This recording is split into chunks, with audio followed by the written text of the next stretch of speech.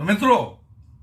आज मैं आपको यह प्लेनेटरी कॉन्फ़िगरेशन बता देता हूं कि यदि आप रुचि रखते हैं, आपके कोई मित्र रखते हैं, रिश्तेदार रखते हैं, तो आप स्वयं इस बात की जांच कर सकते हैं कि वो व्यक्ति राजनीति में जाएगा या नहीं जाएगा, वहां सफल होगा कि नहीं होगा। देखें, यदि आपके लग्नेश का मतलब जो आपकी कुंडली का टॉप मोस्ट खाना होता है, उसके स्वामी, यदि आपके लग्न के स्वामी आपकी कुंडली के चौथा भाव क्यों लिया? क्योंकि ये पब्लिक का भाव होता है, मासेज का, जन सामान्य का, जनता का। याद रखिएगा, सातवां भाव, कई बार लोग कंफ्यूज करते हैं, सातवां भाव पब्लिक इमेज का है और चौथा भाव पब्लिक का है, मासेज का है। इसलिए यदि आपके लग्नेश का संबंध चौथे भाव से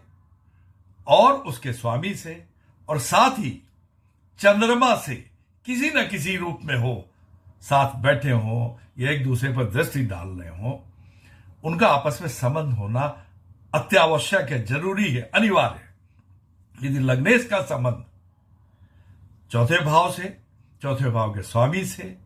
और चंद्रमा से है, संबंध है, और ये लग्नेश चौथा भाव और चौथे भाव का स्वामी और चंद्रमा, ये सब मजबूत है,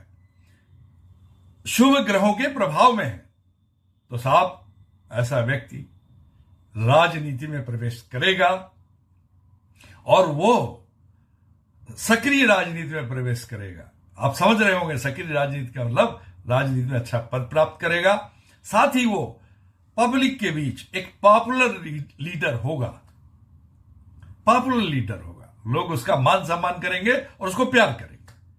लेकिन यदि इसके विपरीत ये लग्नेश चौथे भाव का स्वामी या चंद्रमा ये कमजोर है, और इसके अलावा